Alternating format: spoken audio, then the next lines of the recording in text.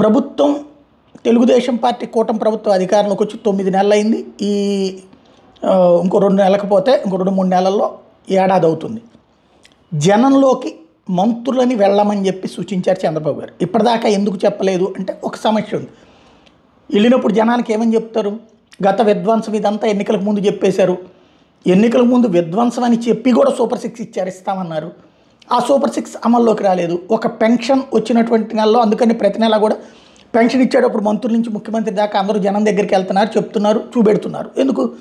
ఇచ్చారు కాబట్టి. మరి మిగతా సందర్భంలో వెళ్ళి ఏమని చెప్తారు జనానికి? కాబట్టి ఇప్పుడు సూపర్ 6లో ఉన్నటువంటి అంటే దాంట్లో గ్యాస్ ఒకటి ఇచ్చారు, ఒక బండే, అది కూడా మొన్న మధ్యనే కాబట్టి చెప్పుకోవడం లేదు. ఇప్పుడు గ్యాస్ బండ కంటిన్యూ అవుతుంది కాబట్టి, అంటే 4 నెలలకు ఒక గ్యాస్ బండ ఇస్తారు కాబట్టి అదొకటి.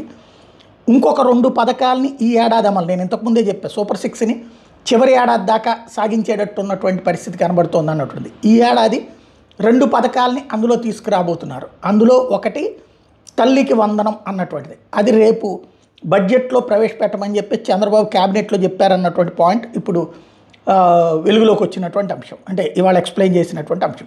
దాన్ని ఒకటి జనాలకు చెప్పుకోవచ్చు. అందరికీ ఇస్తే ఇంట్లో ఉన్నటువంటి ఎంతమంది ఉంటే అంతమందికి అన్నారు. జగన్ ఒక్కళ్ళకి ఇచ్చాడు, ఇద్దరికి ఇస్తారని చెప్పి ఒక్కళ్ళకి ఇచ్చాడు. వీళ్ళు ఎంతమంది ఉంటే అంతమందికి అన్నారు. 3 4 5 అన్నారు.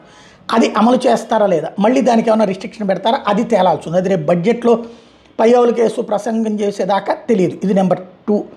నెంబర్ 3 వచ్చేటప్పటికి ఏదైతే రైతులకు ఇస్తానన్నటువంటి భరోసాకి సంబంధించినటువంటి, అంటే రైతులకి పెట్టుబడి సాయం కింద ఇస్తానంటే ఇంతకుముందు జగన్ రైతు భరోసా అని చెప్పేసి 13,500 ఏడాదికి ఇస్తే దాంట్లో 6,000 కేంద్రానికి పోను, జగన్ 7,500 ఇస్తే ఇప్పుడు చంద్రబాబు 20,000 ఇస్తానని ప్రకటించారు. అందులో ఇప్పుడు కేంద్రం ఇస్తున్న 10,000 పోను, మిగతా 10,000 రూపాయల 15,000 అన్నటువంటిది రేపు బడ్జెట్లో వీళ్ళు ఇచ్చే ప్రసంగం దాకా తెలుస్తుంది. అయితే ఇవాళ క్యాబినెట్లో మాత్రం ఈ 2 పథకాలు నెక్స్ట్ ఇయర్లోకి అమలు చేసేటట్టు ఈ ఫైనాన్షియల్ ఇయర్లో, అంటే ఇప్పుడు అయిపోతుంది, ఈ వచ్చే నెలతో ఫైనాన్షియల్ ఇయర్ క్లోజ్ కదా, మార్చి 31తో, ఆ తర్వాత అమలు చేస్తారు కాబట్టి అప్పటి నుంచి ఇది అమల్లోకి తీసుకురమ్మని చెప్పేసి, అది ఆ తర్వాత అమలు చేశాక జనంలోకి వెళ్ళి ఇదంతా చెప్పాలని, దాంతోపాటుగా మత్స్యకారులకు ఇచ్చేటటువంటి ప్రతి ఏడాది ఇచ్చేటటువంటి డబ్బుల్ని ఇప్పుడు పెంచారు కాబట్టి అది కూడా ఇస్తారు రేపు మత్స్యకారులకి.